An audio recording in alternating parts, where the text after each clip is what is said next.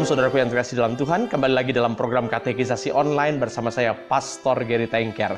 Dan kembali saya akan menjawab pertanyaan. Pertanyaannya adalah, Shalom Pak Pendeta, dalam Kejadian 6, siapakah anak-anak Allah yang menghampiri anak-anak manusia sehingga melahirkan orang-orang raksasa? Terima kasih Pak Pendeta, Tuhan Yesus memberkati. nah ini pertanyaan yang menarik. Siapa yang dimaksud dengan anak-anak Allah dalam Kejadian pasal yang ke-6? Saudara, mari kita lihat teksnya.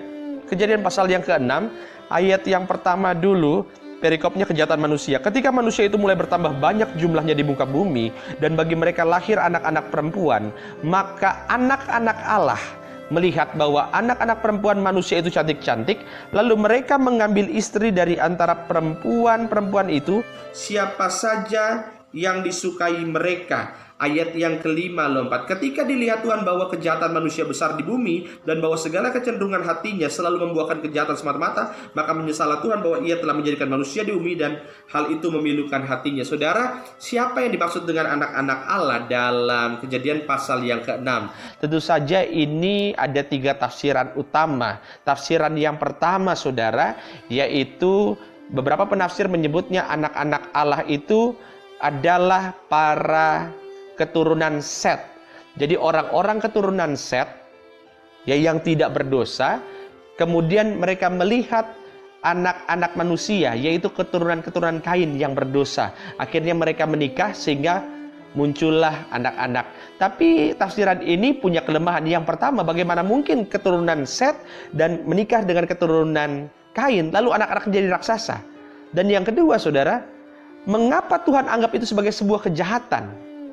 Ya, karena anak-anak di sini, saudara, di ayat yang keempat, pada waktu itu orang-orang raksasa ada di bumi, dan pada waktu sesudahnya ketika anak-anak Allah menghampiri anak-anak perempuan manusia, dan perempuan itu melahirkan anak-anak bagi mereka, inilah orang-orang yang gagah perkasa di zaman purbakala, orang-orang yang kenamaan. Jadi agak sedikit sulit kalau kita tafsirkan bahwa anak-anak Allah dalam Kejadian pasal yang ke-6 adalah keturunan Set dan keturunan Kain yang disebut dengan anak-anak manusia. Lalu ada tafsiran yang kedua, anak-anak Allah di situ disebutkan yaitu sebagai anak-anak penguasa tanah di zaman itu. Kenapa? Karena anak-anak Allah, anak-anak Elohim. Elohim itu, saudara, bisa ada 2 arti.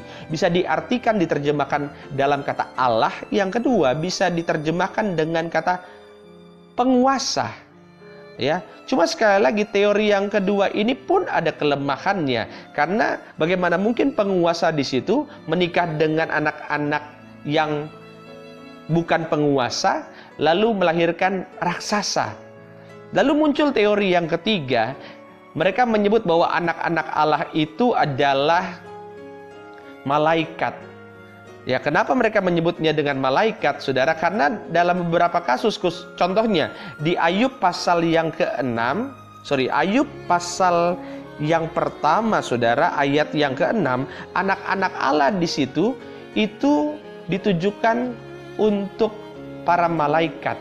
Nah, yang menjadi kendala adalah kita tahu bahwa malaikat itu roh dan mereka tidak punya hasrat untuk menikah. Nah, itu kendalanya. Tapi kita juga tahu, saudara, dalam Kejadian pasal 19 ayat 1-5, kisah tentang Sodom dan Gomora, ketika waktu itu ada malaikat Tuhan menghampiri rumah Lot, lalu kemudian orang-orang di luar berkata, keluarkan mereka biar kami pakai. Itu artinya bahwa malaikat Tuhan bisa mengambil tubuh manusia, menyerupai manusia, bahkan mengambil tubuh manusia.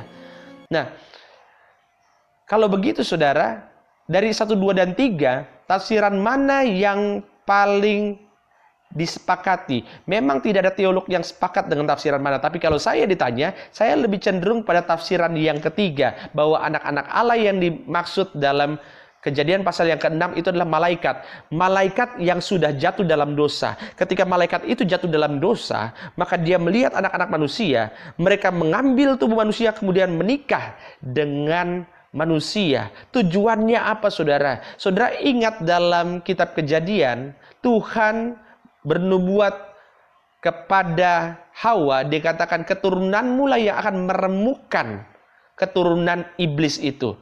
Artinya apa? Keturunanmu keturunan manusia yang murni utuh, yang akan meremukan si iblis. Iblis nggak suka dengan rencana ini, akhirnya iblis, malaikat-malaikat pengikutnya menyamar sebagai manusia, dia mengawini manusia dengan tujuan apa? Tujuan supaya rencana besar Tuhan gagal.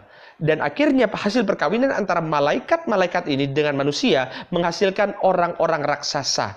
Dan saudara, orang-orang raksasa ini muncul terus-terusan, bahkan dalam kisah Yosua di tembok Yeriko ada orang-orang enak di situ yang tubuhnya raksasa, dan saya juga percaya bahwa salah satu raksasa yang ada dalam Alkitab namanya adalah Goliat, dan Goliat inilah yang kemudian dihancurkan, dikalahkan oleh Daud.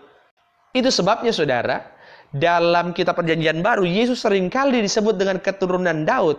Artinya apa? Karena Daud yang dulu, Daud yang pertama yang menghancurkan raksasa Goliat, menghancurkan rencana iblis untuk menggagalkan rencana Tuhan, maka keturunan Daud itu yaitu Yesus yang menggenapi apa yang Tuhan sudah sampaikan kepada Hawa, bahwa keturunanmu lah, Yesus itulah yang akan meremukan kuasa iblis.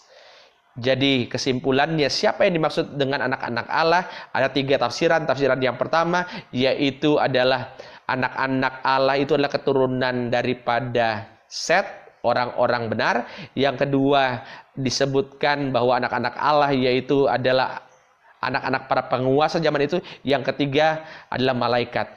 Di tengah banyak kelemahan dari masing-masing teori, saya memilih bahwa anak-anak Allah yang dimaksud dalam Kejadian pasal 6 yaitu adalah malaikat yang sudah jatuh dalam dosa, kemudian mengambil tubuh manusia untuk merusak rencana Allah dalam Kejadian pasal yang pertama. Itu jawabannya. Tuhan Yesus memberkati.